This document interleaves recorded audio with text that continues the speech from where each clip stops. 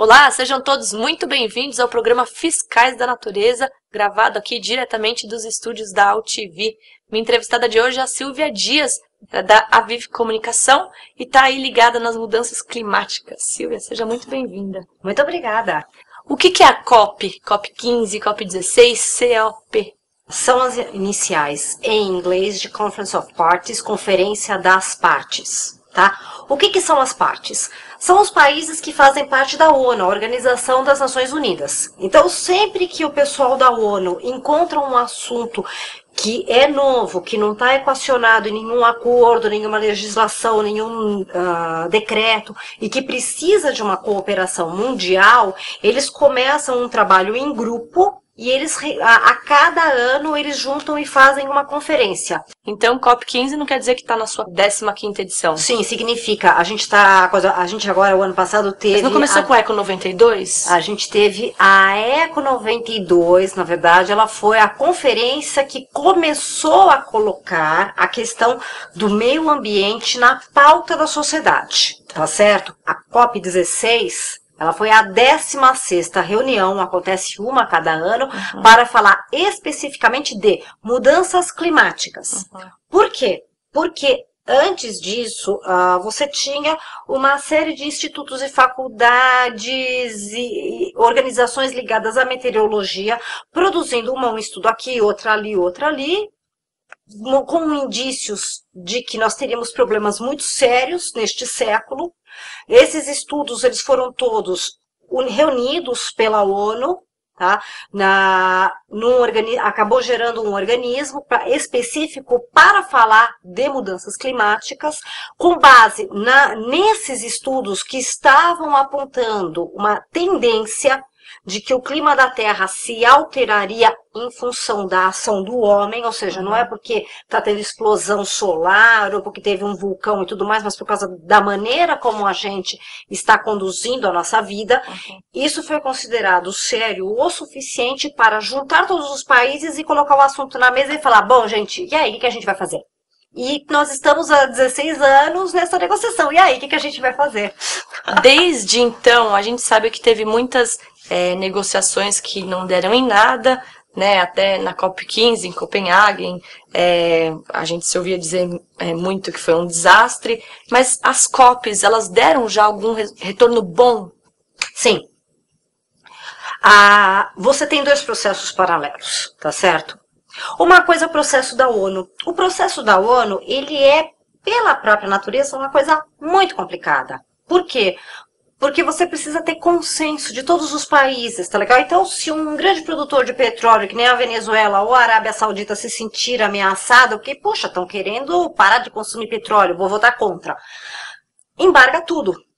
Só que esse processo das COPs, o que é que vai acontecendo? Você vai aprofundando o assunto, você vai aumentando a consciência dos diplomatas, dos dirigentes de Estado, das empresas, dos cidadãos. Então, o que acontece? Paralelamente, a gente está vendo ano após ano que está todo mundo muito mais preocupado com mudanças climáticas. Então, nós não mudamos o nosso padrão de transporte. A gente ainda continua andando para lá e para cá, basicamente de carro, de ônibus. Aqui no Brasil, muito pouco trem. Só que aqui em São Paulo mesmo a gente está vendo um esforço da prefeitura em colocar ônibus mais limpos. Que usem biocombustível, tem um ônibus a hidrogênio que está em teste e tudo mais. Por quê? Por causa da mudança climática. Então, assim, eu ainda preciso andar de ônibus, mas o escapamento do meu ônibus tem que soltar uma fumaça que faça menos mal para o ambiente.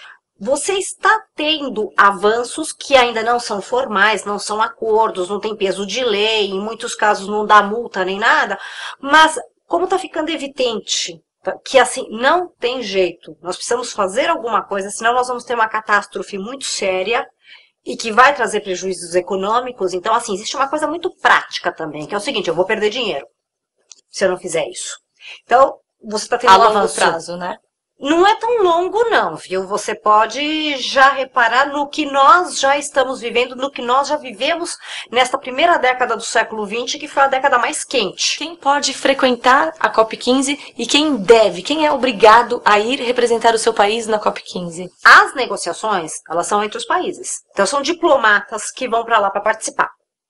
A diplomacia brasileira, por sinal, assim, ela é muito elogiada por sua capacidade, conhecimento, nível técnico, tanto que na última COP, o embaixador Figueiredo, ele foi selecionado, inclusive, na fase final, para ajudar a equacionar algumas dificuldades de negociação do protocolo de Kyoto, que foi um dos pontos que teve mais dificuldade naquela negociação, por ser considerado um diplomata muito sério, muito experiente e extremamente hábil. Então, assim, negociação é com diplomata.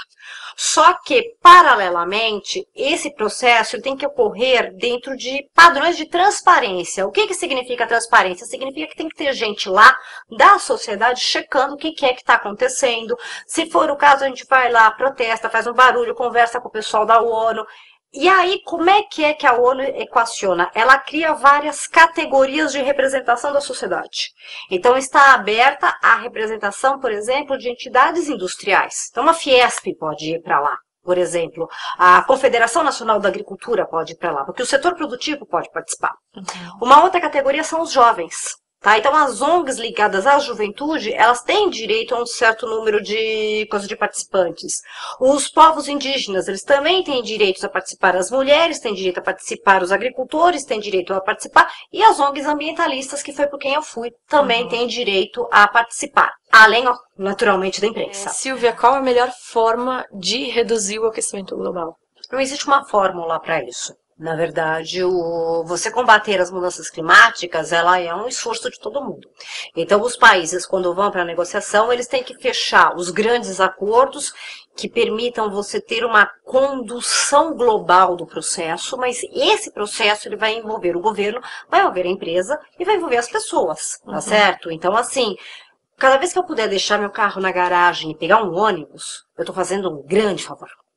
Ah, mas o ônibus solta fumaça. Sim, mas ele transporta 50 pessoas enquanto o carro transporta uma. Então, você tem redução. Se eu puder pegar metrô, nossa, que bárbaro. Se eu puder cobrar do meu político, do meu administrador local, que ele invista em ônibus e metrô, gente, genial. Se eu puder começar a separar lixo e mandar para reciclagem, porque a matéria-prima reciclada, ela demanda menos energia para ser retrabalhada do que você extrair, coisa tudo. Eu estou ajudando. Então, assim, é um conjunto de grandes e pequenas ações que tem que envolver todo mundo. A quantidade de emissão do Brasil e o que o Brasil se propôs a fazer na COP15 e na COP16. O Brasil, assim, simbolicamente foi um gesto bárbaro. Por quê? Porque a gente não tem obrigação nenhuma de cumprir meta e a gente foi lá e falou assim, olha, nós... país em desenvolvimento. Você, país em desenvolvimento. Okay. Tá. E aí, a gente foi lá e falou assim, não, mas peraí. A gente não precisa, mas nós vamos reduzir e nós vamos reduzir em tanto até 2020 e mais. A gente não está nem pedindo dinheiro para fazer isso, a gente faz sozinho por nossa conta. Então, isso causou um impacto muito grande. Tipo, nossa, aí os outros... Porque aí você se sente meio constrangido. Puxa vida, mas se o Brasil está fazendo, por que eu não vou fazer, né? Mas o Brasil ele tem uma característica muito diferente dos outros países. Porque todo mundo está batendo cabeça, porque as emissões elas são por causa da produção de energia elétrica, que é o que eu falei. A produção de energia é muito em cima de petróleo e de carvão, coisa que não acontece aqui. E no Brasil, olha, e isso assim, ao mesmo tempo que é uma vantagem, porque talvez seja mais fácil você combater, por outro lado é uma vergonha, meu Deus do céu, porque a maior parte das nossas emissões são por causa de queimada. Eu tenho a queimada para desmatar, que é a principal causa, que é o que você tem isso muito forte na fronteira da floresta amazônica. Eu tenho queimada no cerrado, também para desmatar, porque são áreas que estão querendo entrar com gado e com soja. Mas eu também tenho, na agricultura brasileira, a prática da queimada para limpar terreno. Graças a Deus, a nossa indústria de cana-de-açúcar aqui no estado de São Paulo firmou um acordo com o governo do estado para eliminar a prática da queimada para a colheita da cana. Porque você lembra, como é que o pessoal colhia a cana? Tacava fogo e depois o cara entrava e colhia. Então, assim, o fogo ele é utilizado como técnica agrícola. Eu tenho esses dois problemas. O que não foi decidido na COP15, que foi decidido na COP16. Olha, é o seguinte... Agora deita, né? Olha, mais ou menos assim, eu sei que vai ser meio frustrante para as pessoas que estão assistindo a TV, mas é mais ou menos assim. Praticamente nada foi decidido na COP15 e muito pouco foi decidido na COP16. Mas teve uma diferença da água para o vinho de uma para outra. Porque a COP15, quando entrou aquele monte de presidente e saiu aquele tal de acordo de Copenhague, assim, quase que degringolou o processo de negociação. Então, entre COP15 e COP16, todo o trabalho que foi feito foi de reaproximação e para reconquistar a confiança dos negociadores. E a COP16 ela foi exatamente isso. Ela foi uma COP muito respeitosa com os negociadores, muito respeitosa com os diplomatas, muito respeitosa com os procedimentos de negociação, de forma que conseguiu-se chegar em um documento, tá, que ele deixa as bases muito azeitadas. A gente nunca esteve tão perto de um acordo climático como a partir da COP16. Só que como o esgarçamento das relações na COP15 ele foi muito grande, não deu para fazer uma coisa já fechada na COP16. Então ficou muita coisa para a próxima COP, é isso? Exatamente. Confiantes. Mas se a África do Sul conseguir seguir o exemplo do México, eu acho que a gente tem até alguma chance de conseguir alguns resultados bem interessantes, porque a postura do país anfitrião da COP, ela faz muita diferença, porque ele funciona meio que como um coordenador dos trabalhos. E a Dinamarca não se preparou para fazer essa coordenação dos trabalhos, infelizmente. Eles não tinham qualquer noção de como é que são os procedimentos. Então, muita coisa que eles fizeram, o próprio acordo de Copenhague, ele não tem qualquer valor. Ele é só um documento a mais, um papel a mais, mas ele sequer é um documento com status de acordo dentro dos procedimentos da ONU. Tanto que o Brasil se comprometeu, mas ele não tem a obrigação de fazer o que ele se comprometeu a fazer, né? É um papel. Mas aí a gente tem que pegar e voltar para trás para entender por que isso, tá? Por que aí a isso? gente volta pro protocolo de Kyoto. Tá. Na época que o protocolo de Kyoto foi fechado, foi feita uma distinção entre os países desenvolvidos, ou seja, de economia industrializada, e que, portanto, eles emitem mais gás carbônico, e não só que eles emitem uma maior quantidade, mas historicamente eles emitem há mais tempo, portanto, eles têm uma responsabilidade maior. Uhum. E os outros, tá legal? Ninguém tinha responsabilidade nenhuma. E nesses outros estamos nós, está a Índia, está a China, está o Zimbábue, Honduras, todos, assim, diferentes níveis. Eu tenho desde um país muito, muito pobre até as chamadas economias emergentes dos BRICS. Dos países desenvolvidos, os Estados Unidos se recusaram a assinar e eles ficaram de fora também. Mas esse é o paradigma, vamos supor, esse é o modelo que tem sido seguido até hoje e que é o que a gente está tentando mudar. Quais as questões mais importantes que precisam ser resolvidas até a próxima COP? É a questão do protocolo de Kyoto. Uhum. Tá? Especialmente pelos países signatários do protocolo, porque desde que o protocolo de Kyoto foi assinado até hoje, o mundo mudou muito. Tanto que hoje não são nem os Estados Unidos os maiores emissores de gás carbônico, é a China. Só que a China não participa do protocolo de Kyoto. Então, os países que estão participando, eles estão reclamando justamente disso. Assim, puxa vida, tudo bem, vocês querem que a gente assine de novo e tenha obrigação? Bacana, só que assim, a gente só responde por 30% das emissões hoje em dia. Os maiores emissores estão de fora. Então, vamos nos juntar? E aí, os que estão do lado de fora, que é China, que é Índia, que é Brasil e Estados Unidos, aí vem a história, não, mas veja bem, a gente precisa crescer economicamente, não podemos comprometer o crescimento. Então, é exatamente aí que vai vir toda a conversa. Se não avançar alguma coisa naquele acordo que envolve os países que não assinaram o Kyoto, aqui a coisa vai empacar. E se esse negócio de Kyoto empacar, essa outra negociação também empaca, porque tem muita coisa.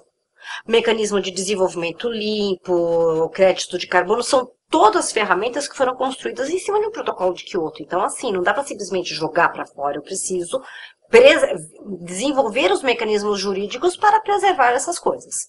Então, é em cima disso que provavelmente você terá todo o trabalho ao longo desse ano de verificar quais são as saídas jurídicas, institucionais que eu tenho para tornar a manutenção do protocolo de Kyoto uma ferramenta efetiva. Essa efetividade, e se vai manter ou não Kyoto, eu já não sei.